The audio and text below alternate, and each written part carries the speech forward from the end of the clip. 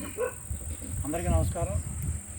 ఈరోజు మన పల్నాడు జిల్లా బీజేపీ అధ్యక్షులు ఆలోకం సుధాకర్ బాబు గారి ఆధ్వర్యంలో, అలాగే పల్నాడు జిల్లా బీజేపీ ఇన్ఛార్జి చక్కెర శ్రీనివాస్ యాదవ్ గారు మరి సమక్షంలో మన రాష్ట్ర బీజేపీ అధ్యక్షురాలు దగ్గుబాటి పురంధేశ్వరి శ్రీమతి దగ్గుబాటి పురంధేశ్వరి గారి చేత ఈరోజు పార్టీలో చేర్చడం జరిగింది.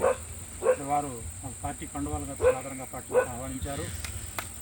గౌరవ మన దేశ ప్రధానమంత్రి నరేంద్ర మోడీ గారి నాయకత్వం మీద నమ్మకంతో మరి మన రాష్ట్ర బీజేపీ అధ్యక్షురాలు పురంధేశ్వరి గారి ఆధ్వర్యంలో ఈ రాష్ట్రం అభివృద్ధి చెందుతుంది రాబోయే రోజుల్లో అన్న నమ్మకంతో మరి ఉన్నటువంటి మన నాయకులందరూ సమక్షంలో ఈరోజు పార్టీలో చేరడం జరిగింది.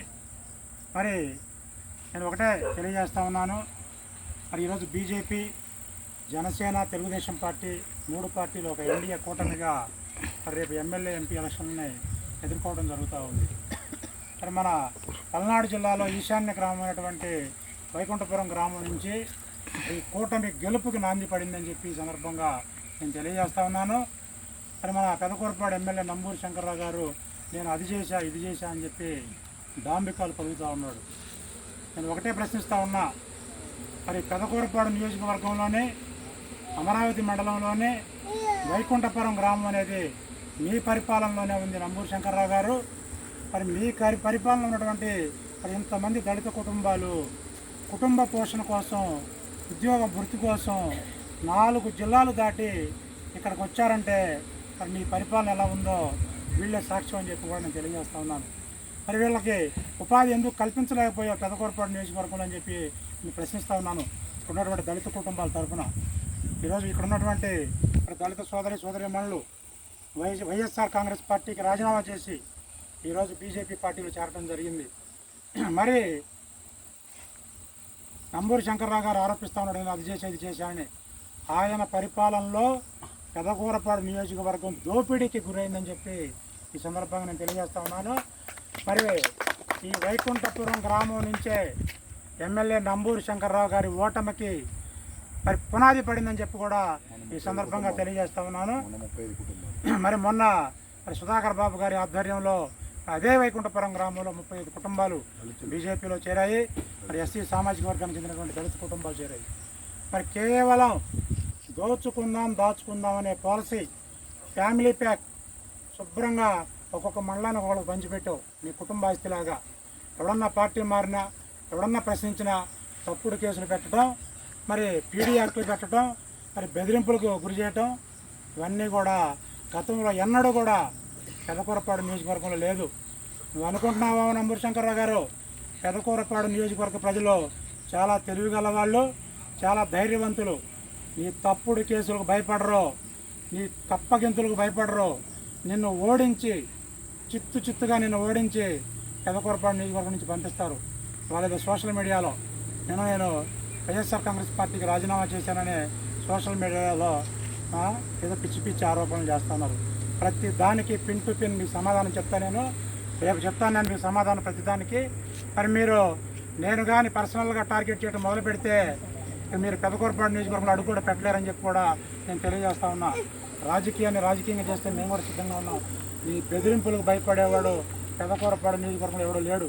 నువ్వు చాలా తక్కువ అంచనా వేస్తున్నావు పెదకూరపాడు నియోజకవర్గ ప్రజలనే. మరి పెదకూరపాడు నియోజకవర్గ ప్రజలు కూడా గమనించాలా. గతంలో ఎప్పుడన్నా నియోజకవర్గంలో పీడీ యాక్టులు పెట్టి తప్పుడు కేసులు పెట్టి మరి ప్రశ్నించిన వాడిని జైలుకు పంపించిన సందర్భం ఏమైనా ఉందా? మరి ఈ రకంగా అడ్డగోలుగా కుటుంబ సభ్యులకి నియోజకవర్గాన్ని పంచిపెట్టినటువంటి చరిత్ర గతంలో ఎప్పుడన్నా ఉందా?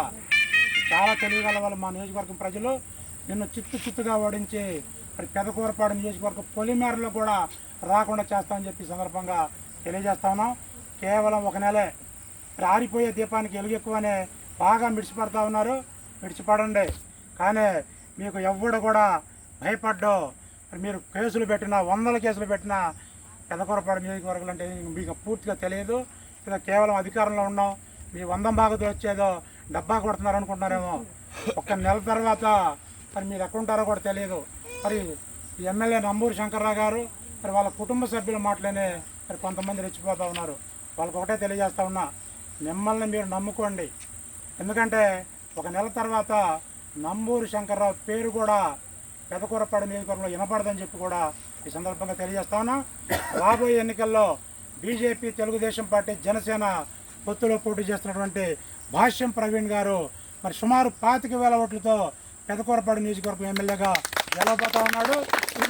నంబూరి శంకర్రావు గారు చిత్తుగా ఈ నియోజకవర్గ ప్రజలు ఓడించబోతున్నారని చెప్పి కూడా ఈ సందర్భంగా తెలియజేస్తా ఉన్నాను. తప్పకుండా మరి మా జిల్లా అధ్యక్షుడు సుధాకర్ బాబు గారు చెప్పినట్లు పార్లమెంటు మొత్తం కూడా 7 నియోజకవర్గాల్లో మరి కూటమి అభ్యర్థుల్ని గెలిపించుకునేందుకు మరి బీజేపీ సైనికులు మరి ఒక సైనికుల్లాగా పనిచేస్తారని చెప్పి తెలియజేస్తా ఉన్నాం. బీజేపీ కార్యకర్త జోలికి ఎవడొచ్చినా వాడికి వీర సావర్కర్ కత్తి సమాధానం చెప్పిద్దని కూడా ఈ సందర్భంగా హెచ్చరిస్తా ఉన్నాం. మీ ఉడతూపులకి ఎవడో భయపడ్డో శంకర్రావు గారు, నంబూరి శంకర్రావు గారు గుర్తుపెట్టుకో, మీ ఉడతూపులకి ఎవడో భయపడ్డో ఇట్లాంటి ఉడతూపులు 20 ఏళ్ళ నుంచి వస్తూనే ఉన్నాం. జస్ట్ 1 మంత్ ఆరిపోయే దీపానికి వెలుగెక్కువ.